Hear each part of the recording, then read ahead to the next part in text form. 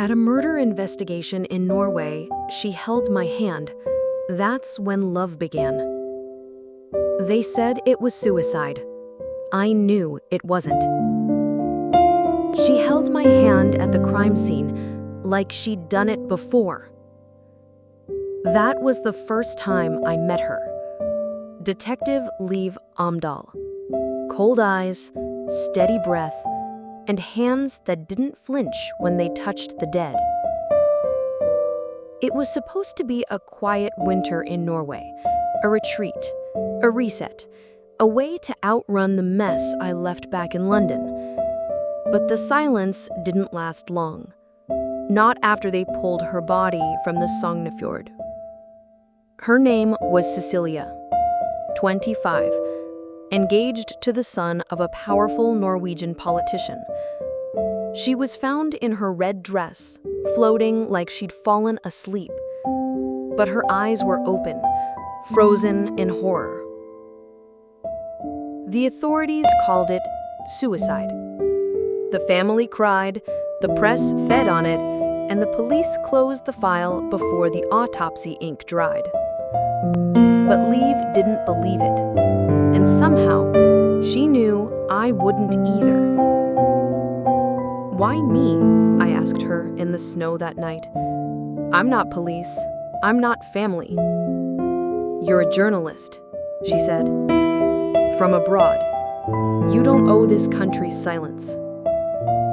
That's when she pulled out the folder. Photos, messages, medical records, and one damning note in Cecilia's handwriting. He knows, if anything happens to me, it's not an accident. If you find value in real stories told with clarity and truth, make sure to subscribe to stay informed with Left Woman Loud. She brought me to the scene. Not officially, of course. The investigation was closed. But when we got there, it was like something shifted. She didn't speak. She just crouched beside the broken ice, brushed the snow from the blood-flecked rock, and looked at me. Not like a cop, like someone who'd lost too much to believe in coincidence anymore. You've done this before, I whispered. Her hand froze. Then she stood, turned, and walked away. London, 4 months earlier. I'd run an expose on a British defense contractor. It ruined a marriage, cost me my job, put a tail on my back I couldn't shake. So when the travel magazine offered me a winter feature in Norway, I said yes without blinking. I came for fjords and peace. Instead, I got blood and eyes that wouldn't close. Back in Liv's apartment, the heat clanked from old radiators. She handed me tea and a USB drive. There's more, but if you're scared, you should leave now. I didn't answer right away. Instead, I watched her hand. It trembled slightly, not from cold, from memory. Would his daughter believe me now if I told her this wasn't an accident? Inside the files were names I didn't recognize, but one stood out.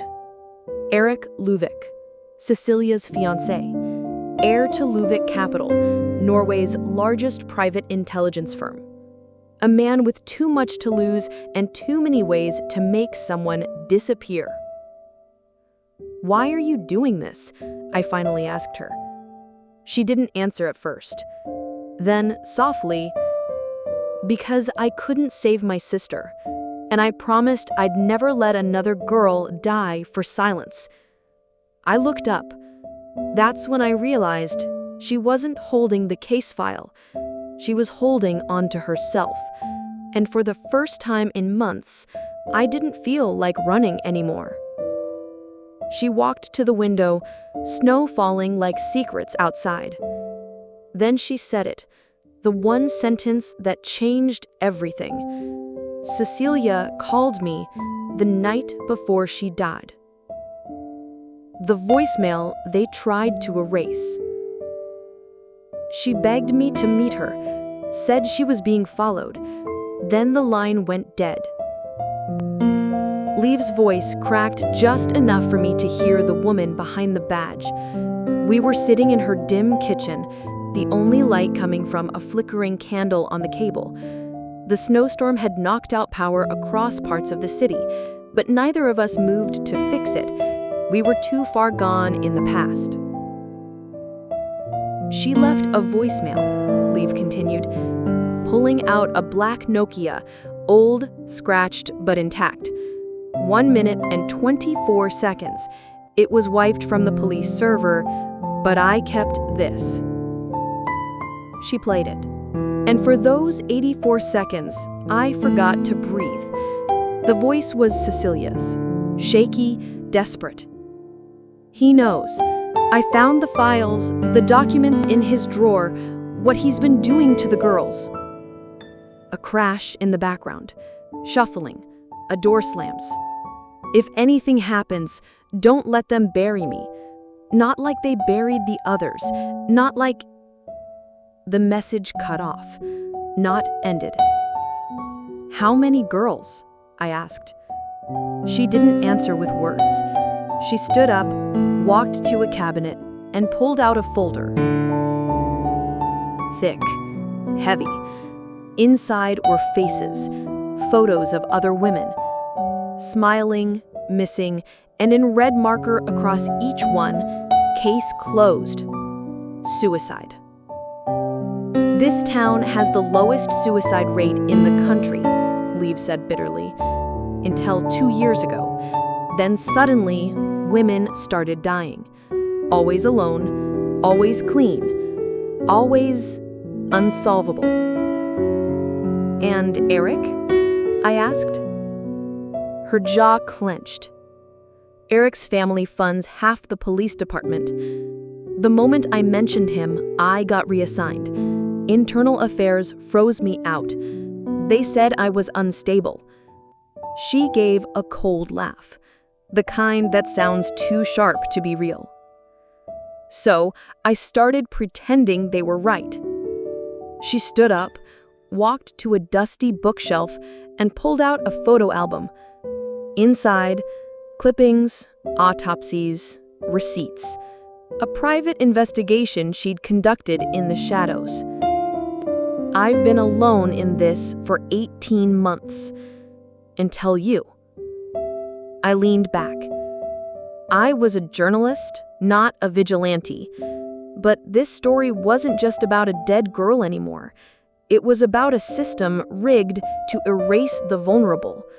And Leave, she wasn't just chasing the truth, she was grieving it. I said something about files in his drawer. Leave nodded. She must have found them in Eric's office. I've never gotten inside. And if we do? She looked at me, her blue eyes colder than the wind outside. Then you'll have your story, and I'll finally have justice. Liv, 3 years ago. It was her sister, Annika, 19 years old, smart, studying medicine. She started dating a man from the capital, rich, connected. Then one day, Annika jumped from a bridge, or so they said. There was no note, no history of depression, but there were bruises, and a sealed report Liv was never allowed to read. She tried to fight, filed complaints, spoke to the press. Within weeks, she was demoted. Her captain said, "You're too close. You need time to heal." But Liv knew what that meant. Shut up or be shut out. Back in the present, I stared at Cecilia's photo. Her eyes haunted me, and I realized something. This wasn't a murder mystery anymore. It was a war story, and the battlefield was silence. If we're going to Eric's office, we'll need a plan. Liv looked at me for a long moment. Then finally, she smiled. It was the first time I'd seen her do that. Why was I doing this? I'd told myself I came to Norway to escape, but the truth? I came here to feel again. And Liv, with her broken voice and sharp mind, made me feel more alive than I had in years. Why me? I asked again. She didn't answer, just reached across the table and took my hand. Warm, steady, just like the first time. We stayed like that for a moment, two people clinging to something neither of us dared name. Then she said it. We break in tomorrow night when he's at the fundraiser. But what Liv didn't know, what neither of us knew, was that someone else had already been watching us, recording, tracking, and erasing the trail behind Cecilia, one file at a time. We broke in, but someone got there first. If the files are gone, we're dead. If they're still there, someone wants us to find them. The words fell from Liv's mouth like ice. We were standing in front of the sprawling stone office building that housed Erik Lund's private firm, a legal consultancy with ties to Norway's elite. It looked harmless from the outside. Polished glass, clean steps, empty lobby. But inside, secrets lived, and some of them breathed. We slipped through the side door at exactly 8:59 p.m. The fundraiser had drawn every name in the region, especially Erik's. We tracked his phone to a ski lodge 20 minutes away. Still, Liv moved like a shadow. Gloves on, hair tied, steps measured. Not her first time doing this. Not even her third. He keeps his office on the third floor, she whispered. I followed, every creak of the stairs making my heart stutter. This wasn't an investigation anymore. It was a heist, with no clear prize and no guarantee we'd survive the fallout. Inside Erik's office, luxury, black marble desk, chrome lamp, minimalist furniture. No clutter. Except, there, the drawer. Liv knelt, pulled out a small case from her coat, picks, mini flashlight, gloves.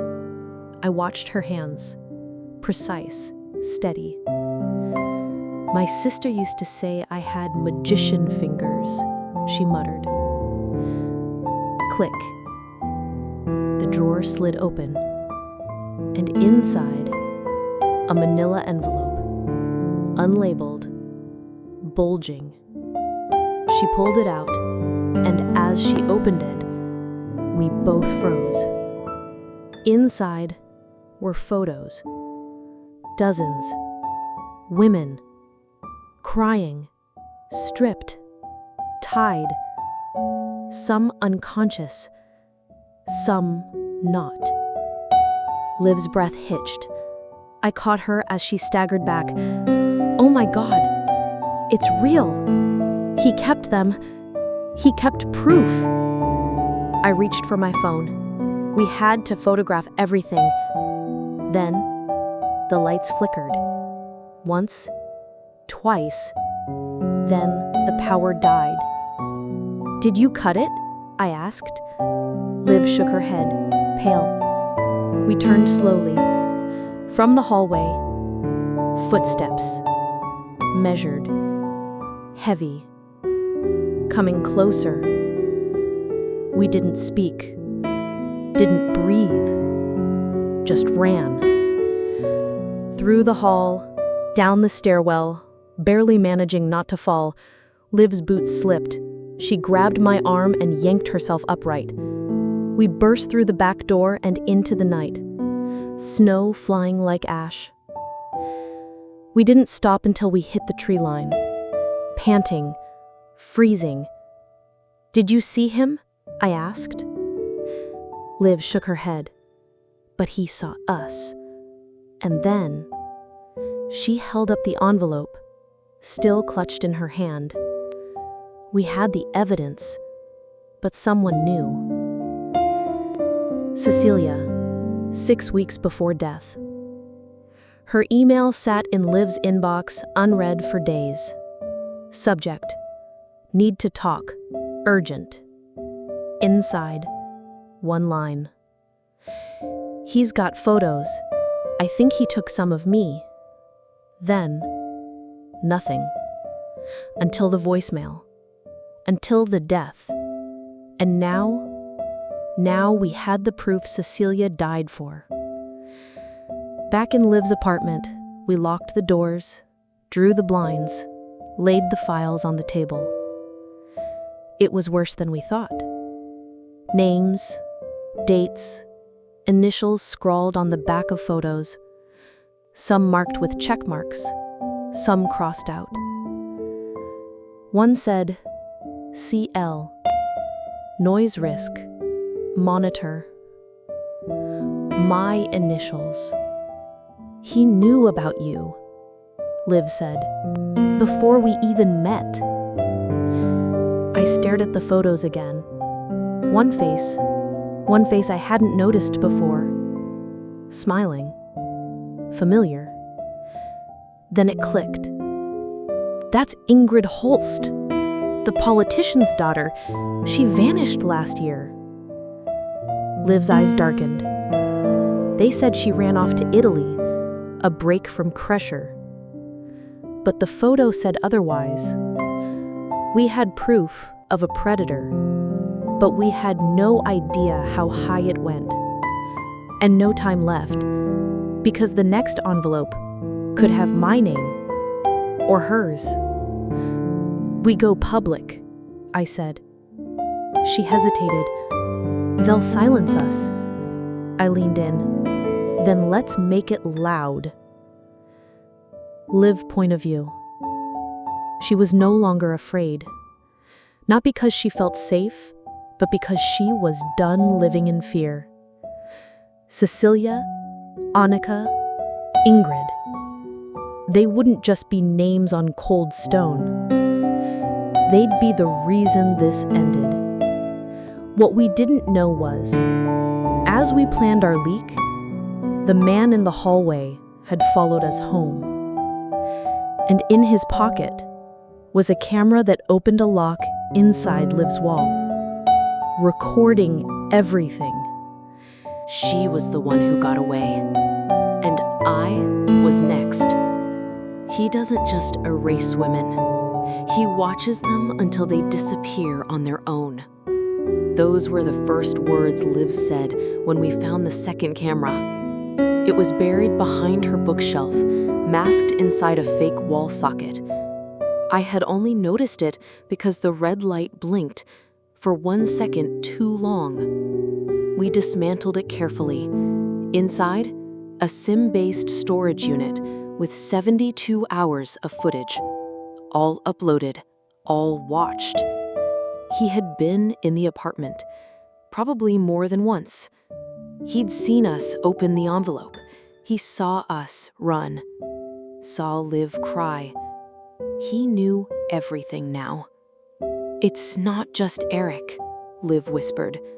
Someone's backing him, funding him, protecting him. We were no longer dealing with one predator. We were up against a system. Liv, 3 years ago. She'd worked briefly for a private law firm handling crisis PR, elite clients, all men, all powerful. One night, she overheard a call between Eric and a client. Delete the name, pay the family. If she talks again, we do the reset. She never knew what reset meant until Cecilia. Back in the apartment, we watched the rest of the footage. One clip showed something else. A photo. Placed on Liv's fridge, taped from the back. We hadn't seen it before. We flipped it over. On the back, Written in red ink. She was number 9. You'll be 10. I grabbed Liv's wrist. We leave, now. But Liv didn't move. She said, I need to know who the others were. I need to finish what Cecilia started. She led me to a storage locker 5 blocks away. Inside, 3 boxes filled with old phone records, flash drives, receipts. Cecilia had kept everything, almost obsessively, including one very specific file. NOA 514 report, restricted access only. NOA? I asked. Norwegian Organized Abuse Task Force. It was shut down 2 years ago, said to be ineffective. The file was real. Photos, witness testimonies, names of women who disappeared. All cases unresolved, all marked with the same stamp. Lack of evidence. Closed. But the worst part? At the bottom of the file, a list of suspects, codenamed. But one stood out. Black Fox. And beside it, confirmed. Judiciary-level involvement. Untouchable without international media exposure. Liv dropped the file. He's not just a lawyer. He runs the operation. We now had a new goal: expose Black Fox. We didn't know his real name, but we had a list of 9 women and their last locations. If we could trace their disappearances, maybe we'd learn who pulled the strings. We hit the road that night, south, toward Kristiansand. That's where Ingrid Holst was last seen, at a party on a private estate. Liv knew the name. It belonged to Minister Haukeland, retired now, but he was in Eric's wedding. I blinked. Eric got married? Briefly. His wife vanished after 6 months. They called it a wellness retreat. The more we learned, the more clear it became. This was not just about Eric. It was about covering generations of silence.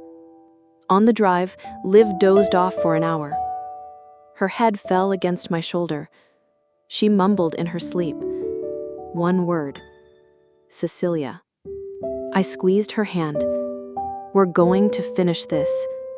And in that moment, I knew this wasn't just a murder investigation anymore. It was a love story, forged in truth. Liv's confession. You know what hurts the most? She said quietly as we neared the estate. I used to admire Eric. He was kind to me when I interned. He said he reminded me of someone. Now I think he meant someone he'd already hurt. Maybe Cecilia. I didn't respond, but I didn't let go of her hand. Not once. We reached the estate just before dawn. Fog rolled low, curling around the iron gates like smoke. Liv stepped out first. The key to the front gate still worked, but what we didn't know was someone inside was waiting, and he already knew our names. She screamed his name in the fog, and that's when I knew she was next. This isn't justice. It's theater for powerful men who never thought we'd dig this deep. The estate was cold, not just in temperature, in the silence. Too clean, too still. Like it had been scrubbed of memory, like no one had ever lived there, or like someone didn't want us to know who had. We stepped into the foyer. Dustless floor, fresh polish, but one painting had been taken down. Only the wall frame remained. On the ground, a shard of shattered glass. And in the corner, a smell we didn't expect. Cigarette smoke, still fresh. I looked at Liv. She nodded slowly. We're not alone. She reached for her phone. No signal. Jamming. Deliberate. We moved room by room, recording everything, taking photos, until we reached the back office. A mahogany desk, locked drawers, a single leather chair turned away from us, facing the window. I called out, "We're with the press. You don't have to hide." No reply. Liv stepped forward, and that's when the chair spun around. Empty, but behind it, we saw a mirror mounted on the wall, carved into the frame. The truth will not be televised. It will be erased. Suddenly, a sound. Footsteps upstairs. Running. We bolted out and up the spiral staircase, Liv ahead of me. We reached the master bedroom, door slightly ajar. Inside, nothing. No one. Except a woman's shoe. Black heel. Blood on the tip. And a Polaroid left on the bed. It was Liv, sleeping. Taken just hours ago, during our drive down. He's been following us the entire time. Liv's voice trembled. Not in fear, in clarity. We turned to leave, but as we reached the stairs, the power cut. Total darkness. And then, a voice from below, mechanical, filtered through a speaker.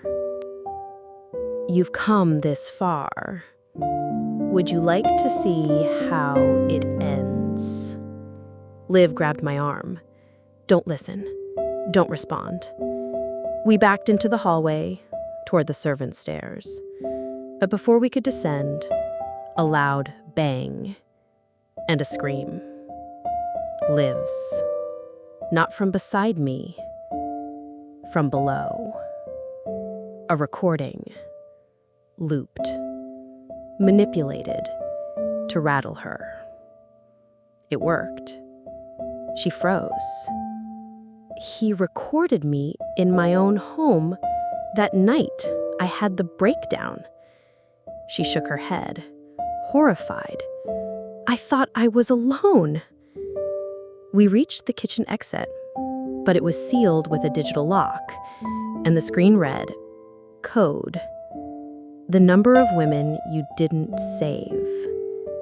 Liv stared at the pad. How would he know that? I whispered, "He's not just watching, he's calculating, playing guilt against you." She entered 0. Wrong. Then she entered 1. Still wrong. She finally said 9. The door clicked, unlocked. We ran. Fog hit us like a wall. The driveway was gone. The gates vanished behind the white haze. And then, through the mist, a figure. Male, tall, motionless, staring. Liv screamed, "Eric!" The figure didn't move, didn't run, just raised one arm, pointed at her, and then he dropped something. A red flash drive, turned around, and disappeared into the fog. We rushed to it, plugged it into the car. Inside, a single folder. Black Fox Manifesto, Final Draft.pdf. It opened. First line. "You are not the only ones who want the system to burn." Attached below, hundreds of documents. Names, photos, transactions, emails, whistleblower-level evidence. And at the very end, a confession video. Eric. Alone. Looking into the lens. Eyes dark, unreadable. He spoke slowly. "If you're seeing this, I'm either dead or finally decided to play honest. What we did, it started as containment. Then it became power. Then Survival. He smiled faintly. I never expected you to come this far, Liv. But maybe that's what Cecilia saw in you. End of video. Liv sank to the ground, crying. He wants me to finish this, or he wants me dead doing it. I knelt beside her. What if it's both? She looked up, eyes raw, determined. Then let's make it worth it. As we pulled back onto the road, the fog parted for one brief moment. Behind us, back at the estate, it was on fire. Every room lit in orange, every secret turning to ash. But one question burned brighter than all. Who lit the match, and why now? The email came at 3 a.m., and it had my face in the attachment. They said they burned everything, but fire doesn't destroy digital ghosts. The drive away from the estate was silent. Liv didn't cry. She didn't speak. She just stared at the USB in her lap, gripping it like a ticking bomb. Somewhere before dawn, we checked into a roadside motel, one of those quiet places where the wallpaper peels and the front desk clerk doesn't ask for ID if you pay in cash. We didn't sleep. Just plugged in the flash drive again, this time looking deeper. Inside a hidden folder, we found subfolders labeled with dates. One folder, March 8th, 2015. Another, October 2nd, 2020. Liv opened the first. Her face went pale. Surveillance videos. Her mother, Cecilia, entering a building with a man Liv didn't recognize. Timestamps matching the night Cecilia supposedly died. Liv whispered, "She didn't die in an accident, did she?" I didn't answer because another file opened automatically, as if triggered. An email draft from Eric, never sent. Subject line, to the one person I can't lie to. He wrote, Liv, I buried so many things, not just your mother, not just my career. You're not here because you want truth. You're here because deep down, you already know it. Attached, a single JPEG. Liv opened it. Her hand flew to her mouth. It was her, sleeping, taken last week, from above, from inside her apartment. He's in Oslo. He was in my place. She dropped the laptop. He's watching us again. I scanned the email header, encrypted, but the IP pinged from Trondheim, 3 hours north. I turned to her. Whatever this is, it's not over. It's waiting for you to finish it. She pulled out a photo from her jacket. Cecilia, laughing. He wants me to go home. He wants me to confront what I couldn't before. We hit the road at 5 a.m. As we drove, I asked her, why now? Why is Eric releasing this now? She looked out the window. Because they're closing in, and he knows the only person left who could speak the truth is me. We arrived at Liv's childhood home by afternoon. The door was already unlocked. Not broken. Left open. A message. Inside, nothing looked touched. Nothing looked lived in. But on the table in the center of the living room, a black envelope with her name handwritten. Inside, a phone. Burner. One message. From an unknown number. Call me when you're ready to finish what we started. Liv didn't flinch. She put the phone down, and walked to her old bedroom. Still the same. Books on the shelves, posters peeling, a cracked mirror. She stood in front of it, looked at herself, and whispered, "You knew. You always knew." Suddenly, the burner phone rang. We both stared. No caller ID. Liv answered.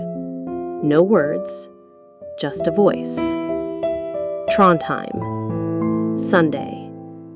The grave you never visited. Click. We didn't speak for a long time.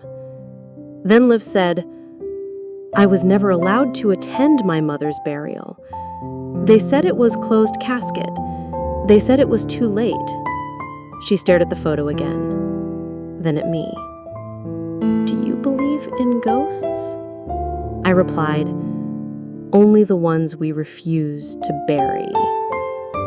We drove in silence again, until the road curved and the fjords opened up like cold scars. Trondheim was quiet. Too quiet for a city with secrets about to bleed out. We reached the grave before dusk. It took us 30 minutes to find the grave. No headstone, just a small iron plaque, rusted from the sea wind. Cecilia Nielsen, 1968 to 2015. We stood there, and then I noticed it. Fresh footprints, leading away. And next to the plaque, a USB stick, taped beneath a loose rock. Liv picked it up. No note, no hint, just that cold weight in her hand again. Another breadcrumb in Eric's maze. We drove back to the motel, plugged it in, and watched a video of Cecilia, still alive. Not recent, but post-2015. The date on the file read 2017. She was in a clinic, speaking to someone off camera. Her voice soft but clear.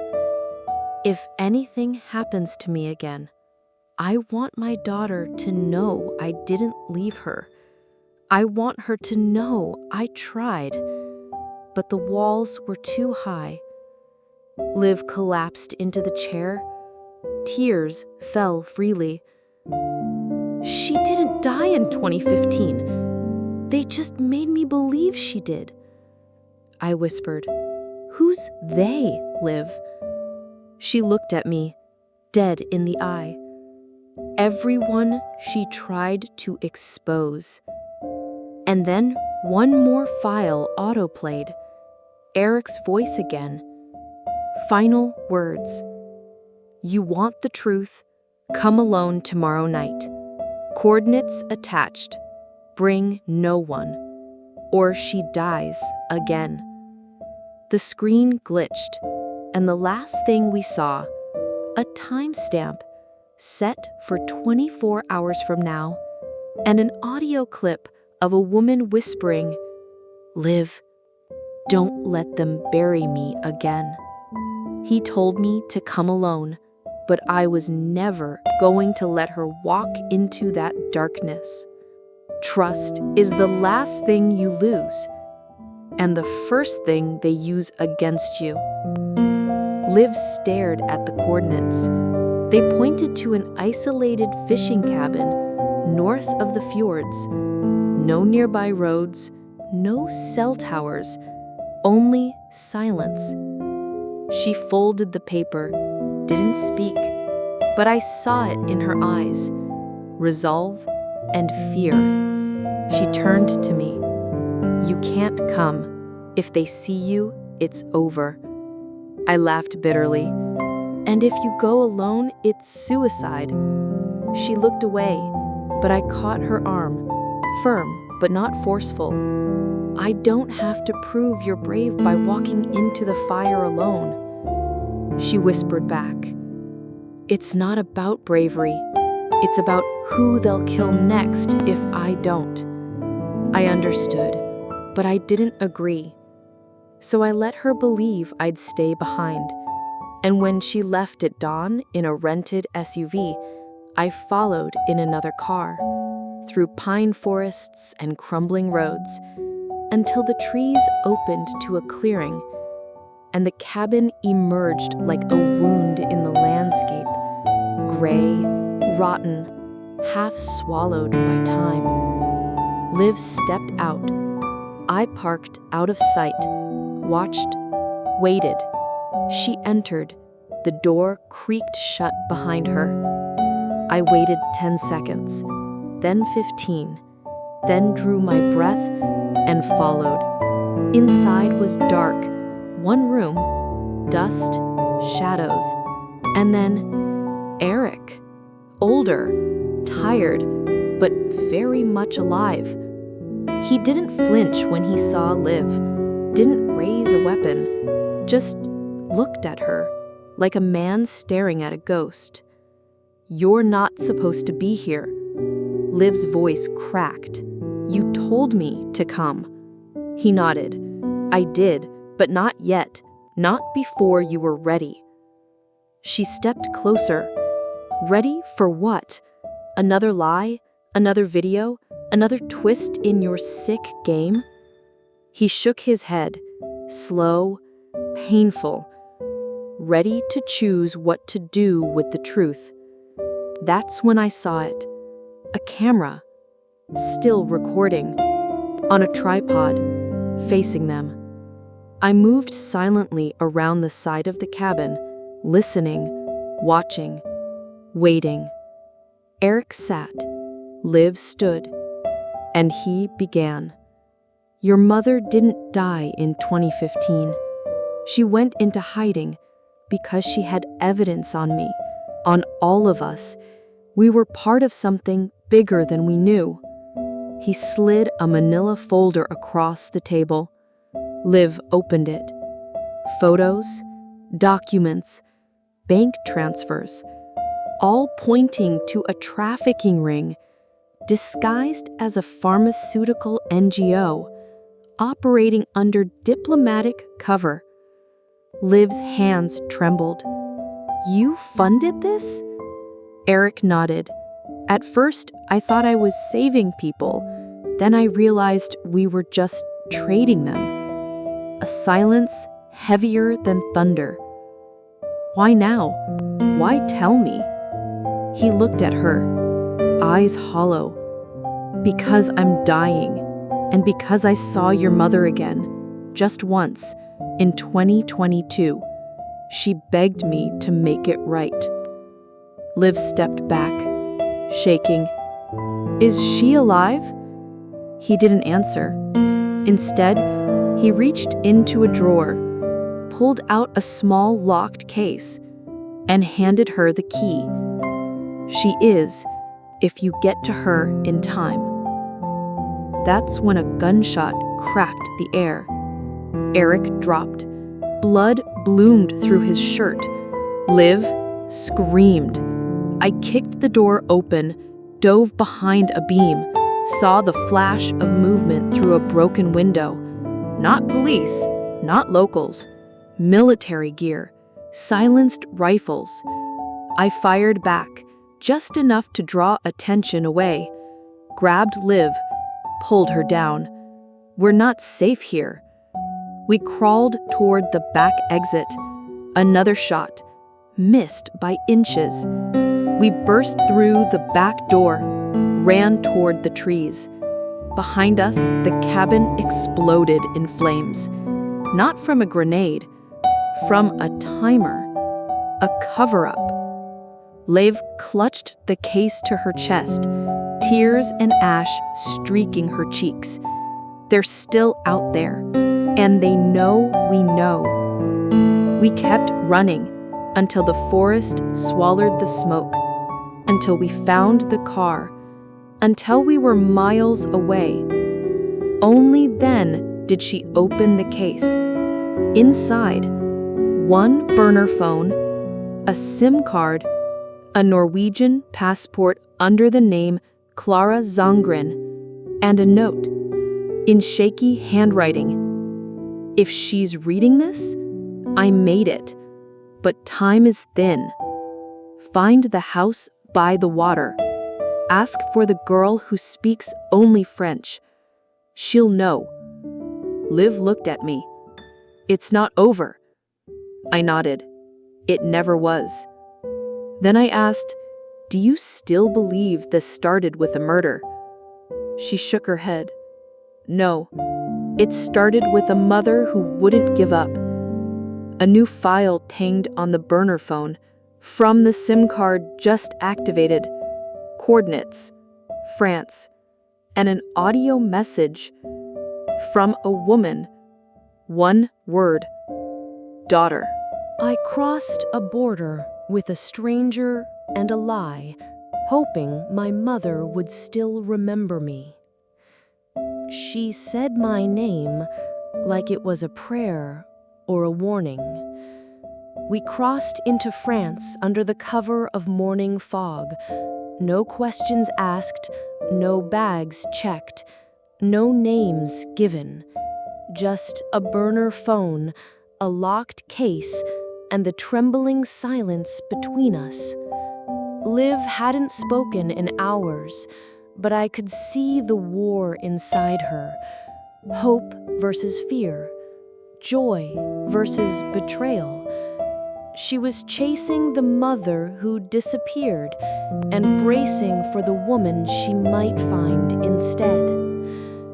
The coordinates led us to a fishing village on the northern coast.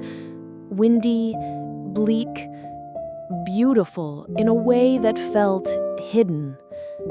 We parked near a crumbling lighthouse, walked the stone path to a house facing the sea. Wooden, faded blue shutters, no name, just a door knocker shaped like an owl. Liv hesitated. Her hand hovered, then knocked. 3 slow raps. A minute passed, then 2. Then the door creaked open.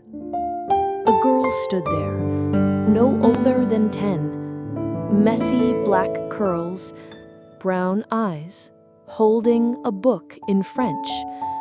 She said nothing, just stared. Liv cleared her throat.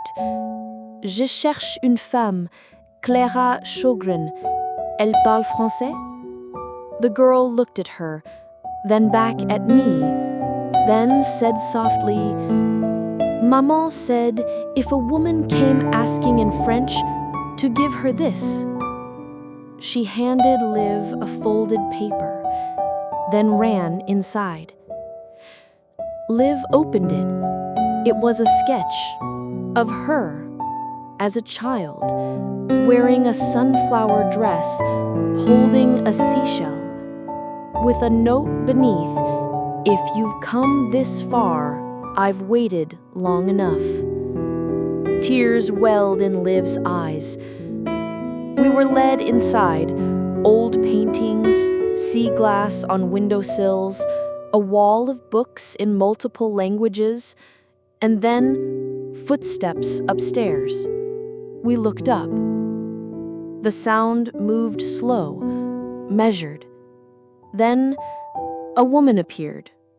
Late 50s, hair streaked gray, eyes sharp. And when she saw Liv, she stopped breathing, then whispered, "My baby girl." Liv stood frozen, then stepped forward. Her voice cracked like old porcelain. Why? The woman, Clara, walked down slowly, then said, "Because they made me choose between dying with the truth or living long enough to give it to you." They embraced, and for one brutal, beautiful moment, time didn't exist. But it didn't last. It never does. Over tea, Clara told us everything. She had worked with Eric, had uncovered the trafficking ring while auditing offshore accounts, tried to report it, got framed for financial fraud, then disappeared using old spy contacts from her youth. They wanted me dead. I made them believe I was. The girl? Not Clara's child, but rescued. The only survivor of a 2019 transport that never made the papers. Clara had been raising her in silence. She knows who she is, but not who they tried to make her be. Liv listened, and I watched something shift in her. Not just forgiveness, but purpose. Later, alone with me, she whispered, "We can end it. For good. You and me." I asked how. She showed me what was in the case. The names of 6 world-renowned charities, a black USB drive with footage Eric had hidden, and an encryption key for a data leak platform. We don't just expose them, we burn the house down. I smiled, but I knew what came next. They would come. They always did. Sure enough, that night, a car was seen near the cliffs. No plates, no headlights. But we were ready. We left before dawn, left the girl with a trusted family friend, and drove south to a safe house run by whistleblowers and journalists.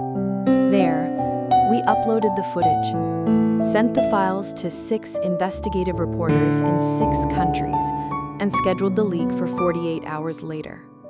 The countdown had begun. So had the danger.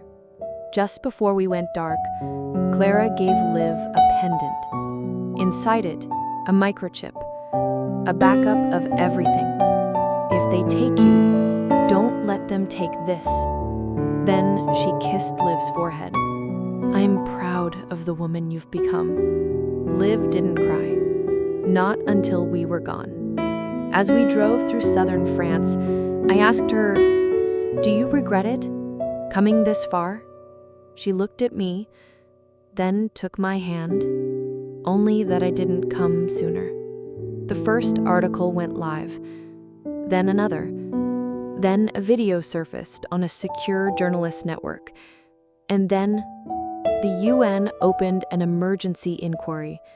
Interpol issued 3 warrants, and somewhere in Switzerland, a man burned a photo of Eric and picked up a rifle.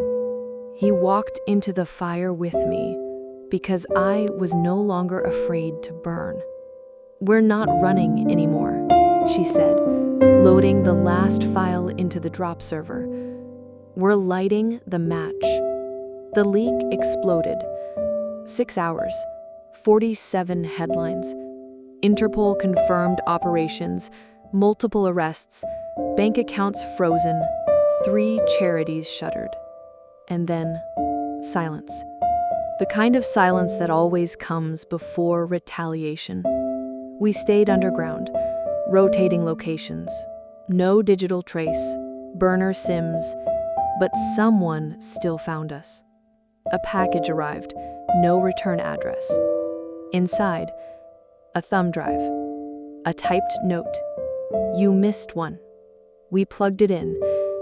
It was a video, grainy, time-stamped 2 weeks prior. A room, small, metallic, and in the center, Eric, tied to a chair. He was alive, bruised, bloodied, but very much alive. And then the door opened. A man walked in, blonde, sharp-suited, and behind him, Clara. Liv gasped. The man spoke. Your mother cut a deal. He turned to the camera. You want her alive? Come to Berlin, alone. You have 48 hours. Liv's hands trembled, then steadied. We go. I told her no. Too dangerous, too obvious. But she just looked at me. I've lived half my life afraid. I won't die that way. So we planned, carefully, not alone. We contacted the journalist from Paris, the one whose article brought down the Oslo safehouse ring. She agreed to come with backup and hidden cameras. Berlin, an abandoned metro station near Tempelhof. 1 a.m. No lights, no signal, just echoes and secrets. They were waiting. Clara was in a chair, hooked to something. Her eyes met Liv's. She smiled. Still stubborn, I see. The man in the suit stepped forward. You think this is noble? You're just like your father. Too loud, too late. Liv didn't blink. Better than too rich, too rotten. He raised his hand. A gun. But he didn't see the journalist's team slipping in behind, or the red dot now on his forehead. Drop it, came the voice through the station. Interpol. Real this time. The sting had worked. They arrested him on the spot. Eric was recovered 2 hours later, alive. Clara too. They were taken to secure locations. It was over. For now. A month later, Liv sat beside her mother on a park bench in Oslo. The same one she'd cried on years ago, when she thought she was truly alone. Now she held her mother's hand. And mine. So, what now? I asked her. She looked at both of us, smiled. We start again. And we did. Clara worked with victim outreach programs. Liv testified at international tribunals. We helped build a nonprofit for survivors, funded anonymously, guided by those who lived it. But sometimes, late at night, Liv would still wake up crying, and I'd hold her, let her cry, because that too was part of healing. One evening, she pulled a photo from a locked drawer of her as a child holding a shell, the same sketch her mother had sent. She kept me with her, even when she couldn't say my name. That night, she wrote an article titled, "The Ones Who Vanish: How Love Survives in the Silence." It went viral, then global, and in a comment thread, buried between thousands of strangers, someone wrote, "I'm one of them. Because of you, I survived." Liv closed her laptop, tears on her cheeks. She turned to me. That's enough for me. But I knew the truth. It was just the beginning.